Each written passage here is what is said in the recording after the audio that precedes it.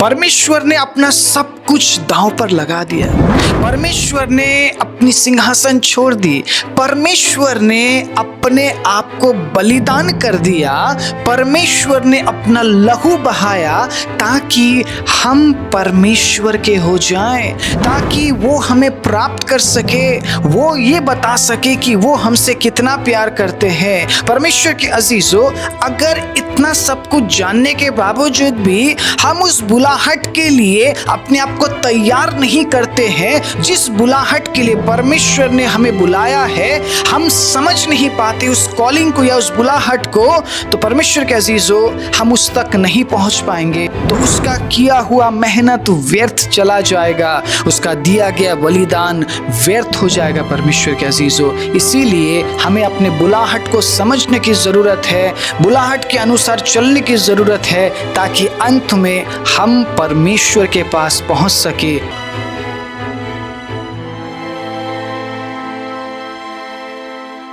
आप सभी को जय मसीह की। मैं पास्टर आकाश गौर स्वागत करता हूं आप सभी का इस चैनल में परमेश्वर के जीवित वचन के लिए। आज एक बहुत ही खास और इंटरेस्टिंग बात मैं आपके बीच में लेकर आया हूं। प्रभु के वचन से मैं आप सभी को उत्साहित करना चाहता हूं, ये कहते हुए कि परमेश्वर के पास आ जाइए, अब समय बहुत कम है। परमेश्वर के अजीजों, बहुत आसान है उसे छोड़कर दुनिया में चले जाना, बहुत आसान है उसे भूल जाना, बहुत आसान है उसके आज्ञा को टाल देना, लेकिन कठिन है उसके साथ बने रहना, कठिन है उसके साथ चलना, कठिन है उसके आज्ञाओं पे बने रहना परमेश्वर के अजीजों।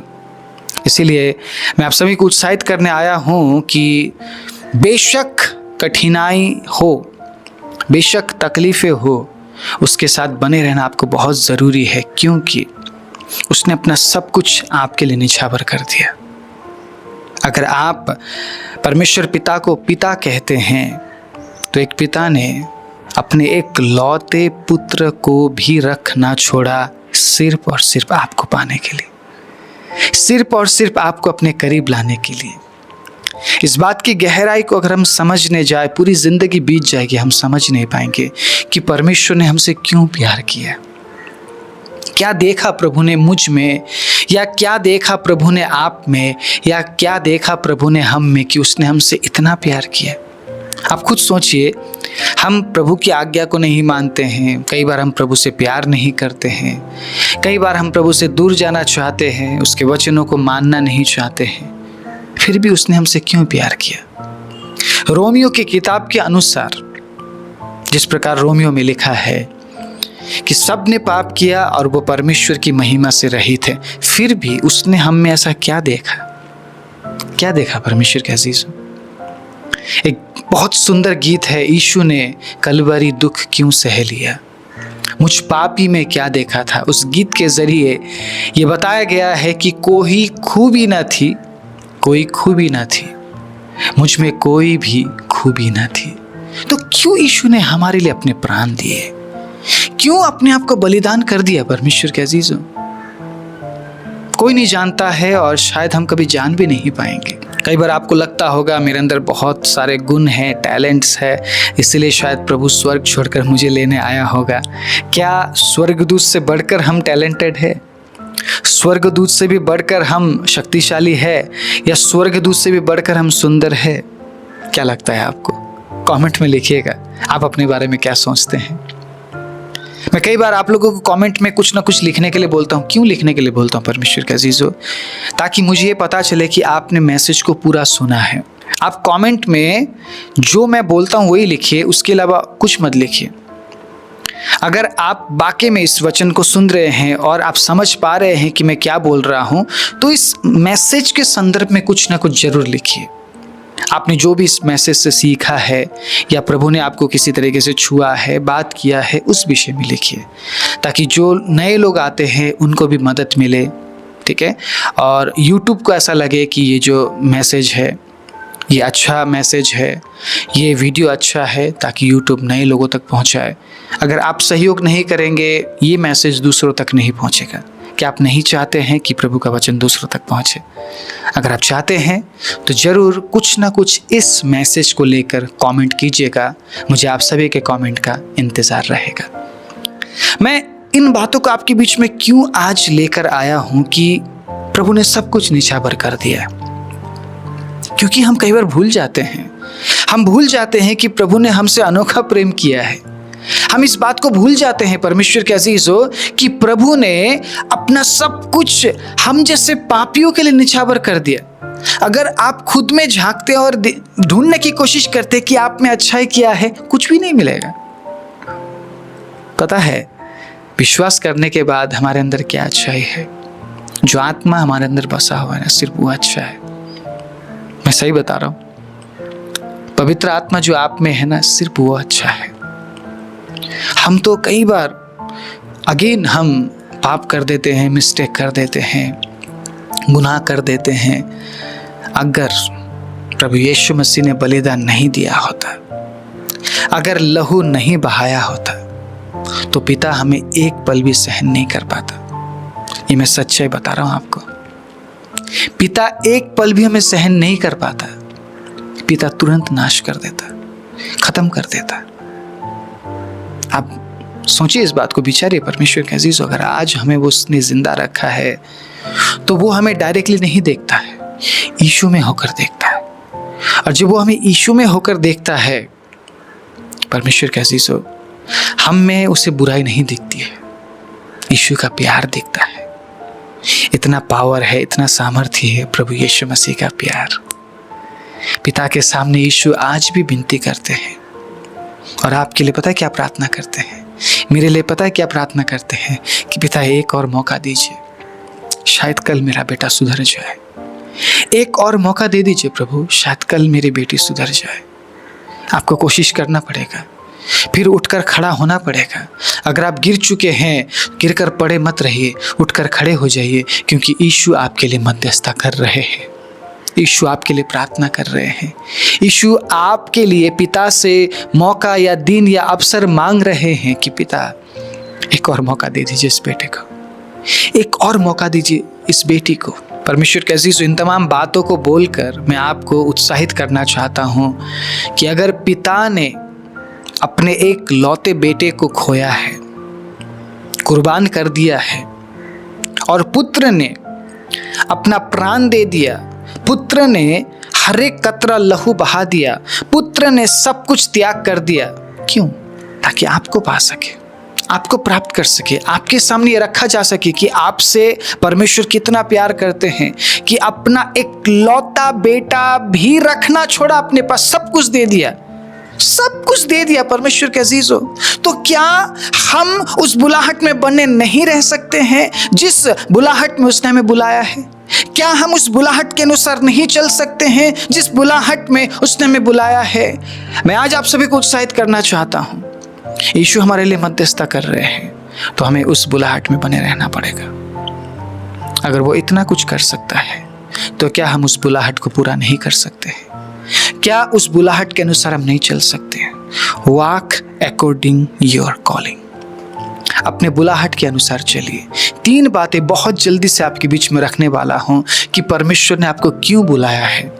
अगर बात समझ आए तो इस मैसेज को एक दूसरे के साथ जरूर साझा कीजिएगा और कोशिश कीजिएगा उठने की, क्योंकि यीशु ने हार नहीं मानी है, तो आप भी हार नहीं मान सकते हैं। Praise the Lord, hallelujah. Do you believe that God has called you? क्या विश्वास करते हैं कि प्रभु ने आपको बुलाया है? अगर आप विश्वास करते हैं तो उस बुलाहट के अनुसार चलिए। Praise the Lord. अगर आप बुलाहट के अनुसार चलेंगे तो ठोकर नहीं खाएंगे। अगर आप बुलाहट के अनुसार चलेंगे तो कोई आपको भरमा नहीं पाएगा। अगर आप बुलाहट के अनुसार चलेंगे तो कोई भी बात मसीह के प्रेम को आपके लाइफ से, आपके जीवन से ले नहीं पाएगा, आपको मसीह के प्रेम से अलग नहीं कर पाएगा। बुलाहट के अनुसार चलना बहुत जरूरी है। मूसा जानता था मूसा को क्यों बुलाया गया, अब्राहम जानता था अब्राहम को क्यों बुलाया गया। परमेश्वर के अजीजों, यूसुफ जानता था यूसुफ को क्यों बुलाया गया है, और प्रभु यीशु मसीह जानते थे यीशु मसीह को क्यों भेजा गया है। वो अपने बुलाहट के अनुसार चले हैं, इसीलिए परमेश्वर के अजीजों वो प्रभु में सदा बने रह पाए। आज बहुत से लोग प्रभु से दूर हो जाते हैं, क्यों? क्योंकि अपने बुलाहट को वो भूल जाते, मिस कर देते हैं, उस कॉलिंग से वो दूर हो जाते हैं, बुलाहट के अनुसार वो चल नहीं पाते हैं, इसीलिए वो प्रभु से दूर हो जाते हैं। ये लड़ाई आपकी है, ये संघर्ष आपका है, क्योंकि उद्धार आपको चाहिए। आप पड़ोसी के लिए आप लड़ नहीं रहे हैं, आप पड़ोसी के उद्धार के लिए विश्वास नहीं कर रहे हैं, आपने किसी दूसरे के लिए विश्वास नहीं किया है, आपने अपने लिए विश्वास किया है। और ये लड़ाई आपकी है, ये संघर्ष आपका है, ये कठिनाई आपकी है। आपको उठना पड़ेगा, आपको चलना पड़ेगा, आपको आगे बढ़ना पड़ेगा परमेश्वर के अजीजों, क्योंकि उसने सब कुछ आपके लिए निछावर कर दिया ताकि आप अनंत जीवन में पाए जा सके। हालेलुया। तो आपसे कुछ नहीं चाहता है, कुछ नहीं चाहता है वो, क्योंकि सब कुछ उसी का है। क्या देकर हम खुश करेंगे प्रभु को? क्या देकर खुश करेंगे हम परमेश्वर के अजीजों? सब कुछ परमेश्वर का है, हम उसे कुछ भी देकर खुश नहीं कर सकते हैं। बस हम ये कर सकते हैं कि हम उस तक पहुंचने के लिए प्रयास कर सकते हैं, और उसकी खुशी इसी में है कि हम उसके राज्य में पाए जाए। वो आपको स्वर्ग में देखना चाहता है, वो आपको स्वर्ग में देखना चाहता है मेरी बहन, वो आपको स्वर्ग में देखना चाहता है मेरे भाई। अपने बुलाहट के अनुसार चलिए। 3 बातें बहुत जल्दी से रखूंगा। परमेश्वर ने आपको दास बनने के लिए नहीं बुलाया, स्लेव बनने के लिए नहीं बुलाया, उसने आपको परमेश्वर के अजीजों फ्रीडम में जीने के लिए बुलाया है, स्वतंत्र होने के लिए बुलाया है। और इस बात के बारे में हम पढ़ते हैं गलाती 5 अध्याय उसके 13वीं आयत में, हे भाइयों तुम स्वतंत्र होने के लिए बुलाए गए हो। प्रकटीकरण प्रमाण प्रभु के वचन से मैं आपके बीच में रख रहा हूं। आपको परमेश्वर ने क्यों बुलाया है? ताकि आप स्वतंत्र हो सके। परंतु ऐसा ना हो कि यह स्वतंत्रता शारीरिक कामों के लिए अवसर बने, वरन प्रेम से एक दूसरे के दास बनो। हालेलुया। आपको पाप का गुलाम बनने के लिए नहीं बुलाया गया है, आपको स्वतंत्र बनने के लिए बुलाया गया है परमेश्वर के अजीजों। अब यहाँ पे एक दूसरे के दास बनो का मतलब आपको स्लेव बनने के बारे में नहीं बोला जा रहा है, या किसी का दास बनने के बारे में नहीं बोला जा रहा है। एक ऐसा स्वरूप धारण करो जैसा दास का स्वरूप होता है, इस बारे में बात किया जा रहा है। मैंने शुरुआत में बोला कि आपको दास बनने के लिए बुलाया नहीं गया है, बल्कि आपको स्वतंत्र होने के लिए बुलाया गया है। तो मैं वचन में ये पढ़ रहा हूं कि दोबारा दास बन जाओ, एक दूसरे के दास बनो। नो नो नो नो, यहां पे स्लेव बनने के बारे में नहीं बोल रहा है। कोई आपको परमेश्वर के अजीजों स्लेव बनाकर खींचेगा नहीं, दास बनाकर खींचेगा नहीं। आप किसी को स्लेव नहीं बना सकते हैं, जबकि परमेश्वर ने हमें स्वतंत्र होने के लिए बुलाया है। मतलब वो जो एक नेचर है, दास का जो नेचर है, वैसा नेचर वाला तुम बनो। प्रभु का इच्छा ये है। हालेलुया। तुम किसी पर स्वामित्व ना दिखाओ, या तुम स्वामी बनकर ना जियो। आप समझ रहे हैं? दास बनने का मतलब स्लेवरी नहीं है, दासत्व नहीं है। दास बनने का मतलब एक नम्र जीवन को दर्शाता है, हम्बल जीवन को दर्शाता है। सबमिटिंग लाइफ के बारे में बात किया जा रहा है, समर्पण करने वाले जीवन के बारे में बात किया जा रहा है, एक धैर्यशील व्यक्ति के बारे में बात किया जा रहा है, जो हम दास के जीवन में देखते हैं। आप समझ रहे हैं? हम कहते हैं ना कि मैं प्रभु का दास हूं, ठीक है? स्लेव के बारे में बात नहीं कर रहा हूं। अगर हम 13 आयत पढ़ते हैं, 13 आयत, तो हे भाइयों तुम स्वतंत्र होने के लिए बुलाए गए हो। हालेलुया। स्वतंत्र होने के लिए, किस प्रकार के स्वतंत्रता के बारे में बात किया जा रहा है परमेश्वर के अजीजों? समझने की जरूरत है। पाप से, पाप के दासत्व से, परमेश्वर के अजीजों बुराई से, बुराई के दासत्व से, शैतान के दासत्व से निकलने के बारे में बात किया जा रहा है। स्वतंत्र होने के बारे में बात किया जा रहा है। जिस प्रकार मैं एक प्रभु का दास हूं तो मैं प्रभु का गुलाम नहीं हूं। प्रभु यीशु मसीह मेरे ऊपर स्वामी बनकर राज नहीं करता है, बल्कि दोस्त के समान मेरे साथ डील करता है। आपके साथ भी दोस्त के समान वो डील करता है। उसने आपको गुलाम नहीं बनाया है, बल्कि हम अपने आप स्वयं उसके दास बने हैं। और हमने कहा है कि प्रभु आप मेरे स्वामी हैं, मैं आपका सेवक हूं। एक सेवक के रूप में दासत्व का जीवन यहाँ पे बताया जा रहा है, समझाया जा रहा है। तो समझिए इस बात को, आप पाप के गुलाम नहीं हैं, आप पाप के दास नहीं हैं। हालेलुया। अब आप परमेश्वर के दास हैं।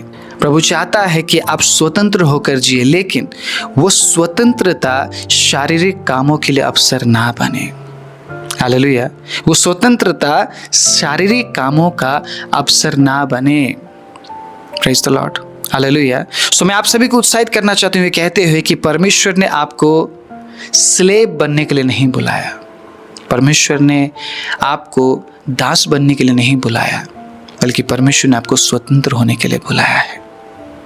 आप पाप के दासत्व में थे, आप व्यभिचार के दासत्व में थे, शैतान के दासत्व में आप थे, लेकिन जिस दिन से आपने प्रभु यीशु मसीह पर विश्वास किया है, प्रभु ने आपको स्वतंत्र किया है। लेकिन वो जो स्वतंत्रता है वो अवसर ना बने गलत कामों का। इस बात का हमें ध्यान रखना पड़ेगा, ठीक है। यहीं पे हम मिस्टेक कर देते हैं और प्रभु से दूर हो जाते हैं।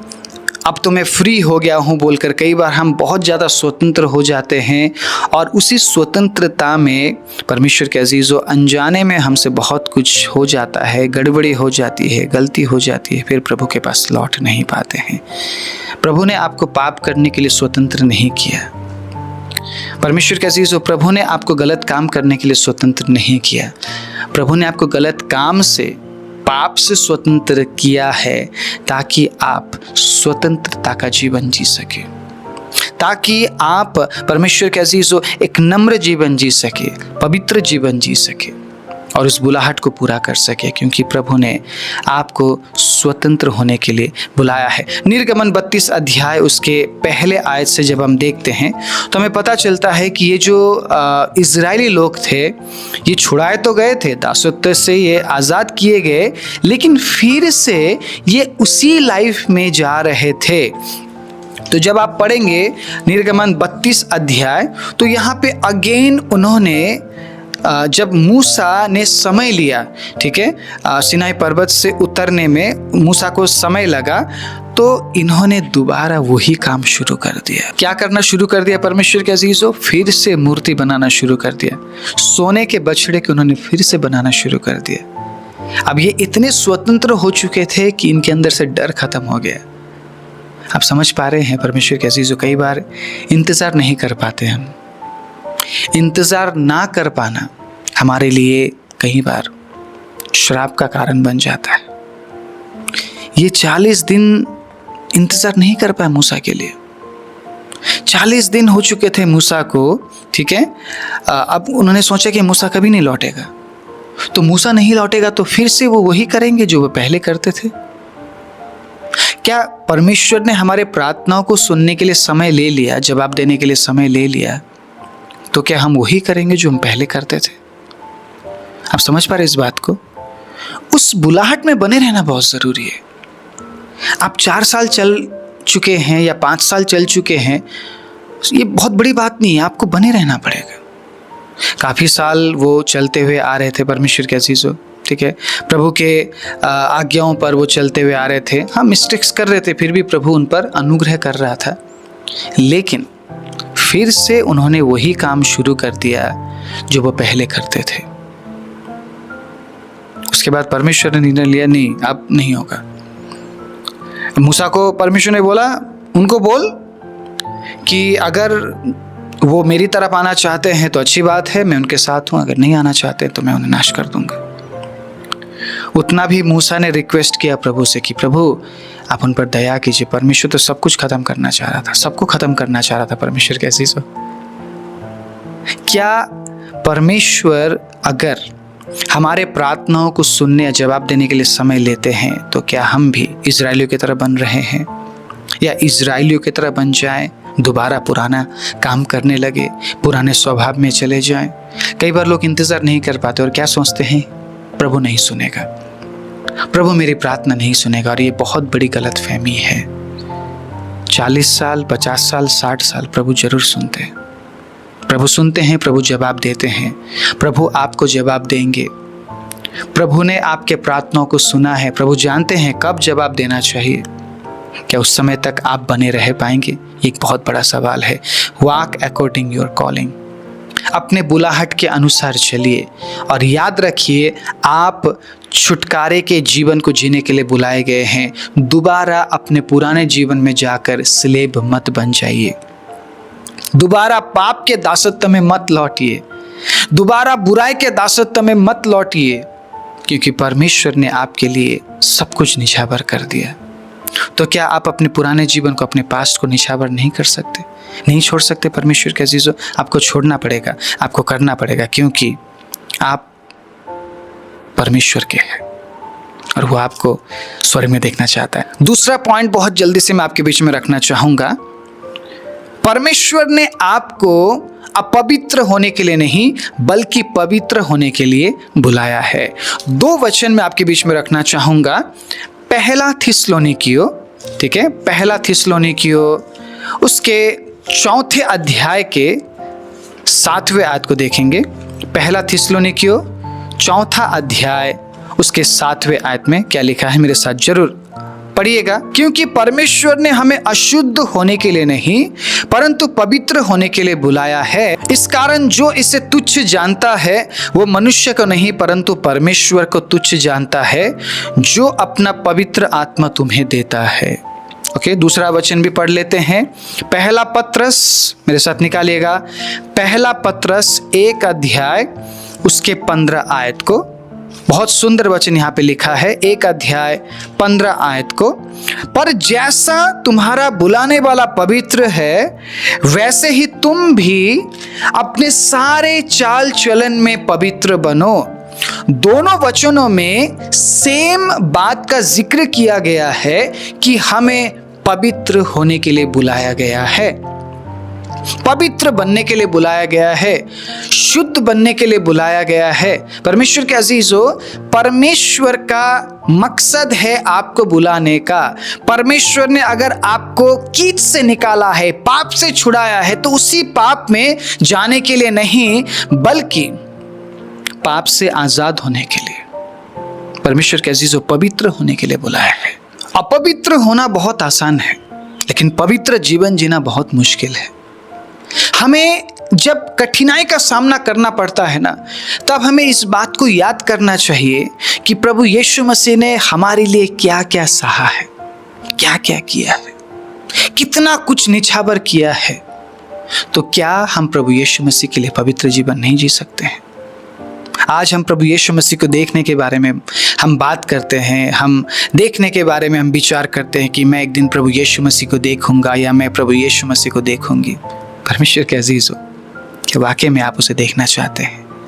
अगर आप उसे देखना चाहते हैं, अगर मैं उसे देखना चाहता हूं, तो हमें पवित्र जीवन जीना पड़ेगा, हमें पवित्र होकर जीना पड़ेगा, हमें पवित्र रहना पड़ेगा। परमेश्वर के अजीज हो, क्योंकि जो पवित्र है वो ही उसे देखेंगे, जो पवित्र जीवन जीते हैं वही उसे देख पाएंगे। परमेश्वर के अजीज हो, परमेश्वर ने हमें अपवित्र होने के लिए नहीं बल्कि हमें पवित्र होने के लिए बुलाया है। सिर्फ कलीसिया के अंदर नहीं बल्कि हमारे तमाम चाल चलनों में हमें पवित्र होने के लिए बुलाया है।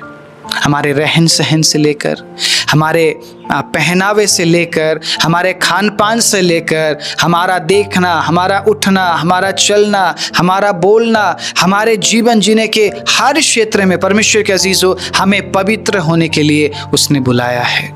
एक दिन पवित्र होकर नहीं होगा, हमें हमेशा के लिए पवित्र जीवन जीना पड़ेगा। और इस बात को हम तुच्छ नहीं जान सकते, हम तुच्छ नहीं ठहरा सकते इस बात को। अगर हम तुच्छ ठहराते हैं इस बात को तो हम परमेश्वर को तुच्छ ठहरा रहे हैं। परमेश्वर ने स्वयं बोला है ना कि मैं पवित्र हूं इसलिए पवित्र बनो। तुम इसलिए पवित्र मत बनो कि आज तुम चर्च में जा रहे हो, तुम इसलिए पवित्र मत बनो कि आज तुमने उपवास किया है, तुम इसलिए पवित्र बनो क्योंकि मैं पवित्र हूं। हालेलुया। हमें इस बात को याद रखना पड़ेगा कि जिस परमेश्वर पर हम विश्वास करते हैं वो स्वयं पवित्र है, इसीलिए उसने हमें पवित्र होने के लिए बुलाया है। उसने बोला है तो हमें पवित्र जीवन जीना ही पड़ेगा। हालेलुया। हमें पवित्र होकर हमें चलना पड़ेगा, क्योंकि ये हमारी बुलाहट है और हमें हमारे बुलाहट के अनुसार चलना पड़ेगा। तब जाके हम परमेश्वर के राज्य में प्रवेश कर पाएंगे और उसका बलिदान व्यर्थ नहीं जाएगा। ओके, तीसरा और आखिरी पॉइंट, परमेश्वर ने हमें पापी होने के लिए नहीं बल्कि धर्मी होने के लिए बुलाया है। Praise the Lord, hallelujah. तीसरा है, परमेश्वर ने पापी होने के लिए नहीं वरन धर्मी होने के लिए बुलाया है। सो मैं आपके बीच में रखना चाहूंगा रोमियो 3 उसके 21 को, मेरे साथ निकालिएगा।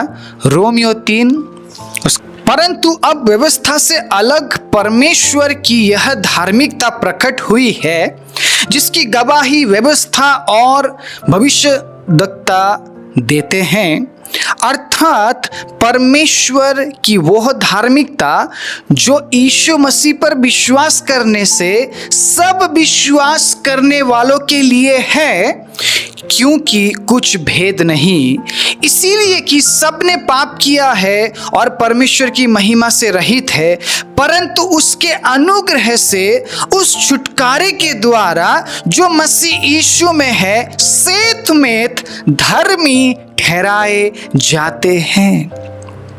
हालेलुया।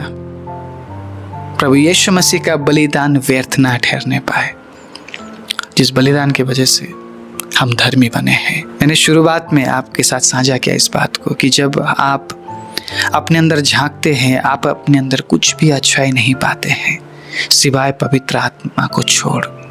आप कुछ भी अच्छाई नहीं पाते, आपके अंदर कोई अच्छाई नहीं है, मेरे अंदर कोई अच्छाई नहीं है। परमेश्वर के अजीजों, अगर हम धर्मी हैं तो हमारे कामों की वजह से नहीं है। हम धर्मी है तो परमेश्वर के अजीजों सिर्फ और सिर्फ प्रभु यीशु मसीह पर विश्वास करने की वजह से। आपके काम आपको धर्मी नहीं बनाते हैं, बल्कि आपके काम आपको अधर्मी बनाते हैं, क्योंकि कई बार हम ऑफरिंग भी देते हैं तो आशीष पाने के लिए देते हैं, कुछ पाने के लिए हम कुछ करते हैं जो कि अच्छा नहीं है। अगर हम उदारता से देते हैं तो प्रभु को भाता है, लेकिन अगर हम स्वार्थी मन से कुछ कर रहे हैं तो प्रभु को अच्छा नहीं लगता है। कई बार हम धार्मिकता के कामों को करके भी अधर्मी ठहराए जाते हैं, क्योंकि हमारे काम हमें धर्मी नहीं ठहरा सकते, हमारे काम हमें धर्मी नहीं बना सकते हैं। लेकिन अगर आप प्रभु यीशु मसीह पर विश्वास करते हैं तो आप धर्मी हैं, क्योंकि आप धर्मी होने के लिए बुलाए गए हैं, पापी होने के लिए नहीं। सो धर्मी बने रहना बहुत कठिन है, पाप करना आसान है। आप एक पाप करेंगे, उसको छिपाने के लिए आप एक और पाप करेंगे, फिर उस पाप को भी छिपाने के लिए एक और आप पाप करेंगे।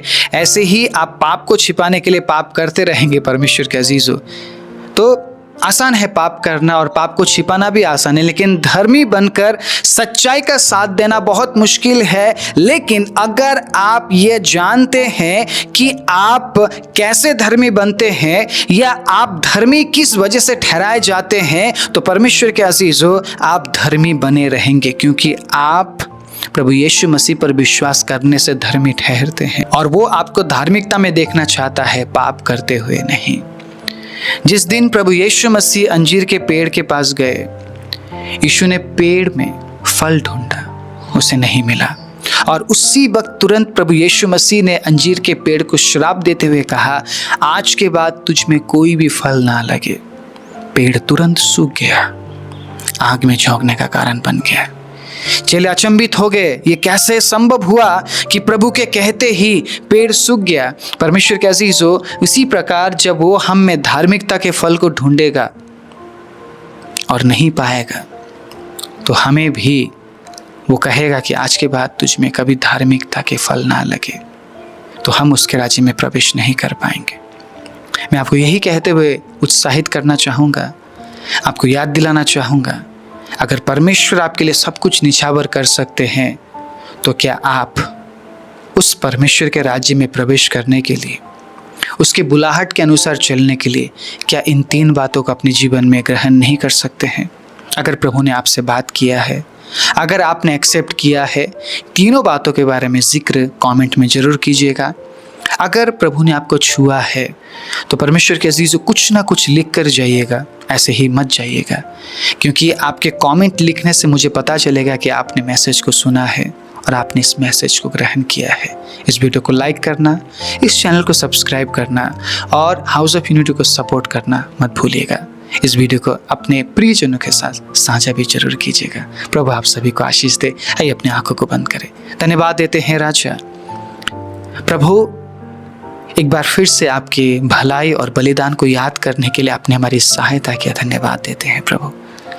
सच में पिता, हम में कुछ भी अच्छाई नहीं है, फिर भी आपने हमसे प्यार किया और अपना सब कुछ निछावर कर दिया ताकि हम आपके करीब आ सके। प्रभु वो रास्ता खुल सके पिता कि लोग परमेश्वर के पास पहुंच सके। प्रभु यीशु मसीह, हम धन्यवाद देते हैं आपके अद्भुत बलिदान और आपके किए गए हर एक उपकारों के लिए। प्रभु आपके बहाए गए हर एक बूंद लहू के लिए, जिसके वजह से प्रभु हम आप पर विश्वास कर पाए हैं और आप पर विश्वास करने की वजह से हम धर्मी ठहर पाए हैं। प्रभु आप सहायता कीजिए ताकि हम स्वतंत्र जीवन जीते हुए, पवित्र जीवन जीते हुए, धर्मी जीवन जीते हुए बुलाहट को पूरा करें, ताकि प्रभु जो बलिदान आपने दिया है वो व्यर्थ ना जाने पाए और प्रभु हम अनंत जीवन में हजारों साल के लिए आपके साथ राज्य कर सके। वचन सुनने वाले सभी को आपके हाथों में समर्पण करते हुए प्रार्थना प्रभु यीशु मसीह के नाम से मांगते हैं, आमीन।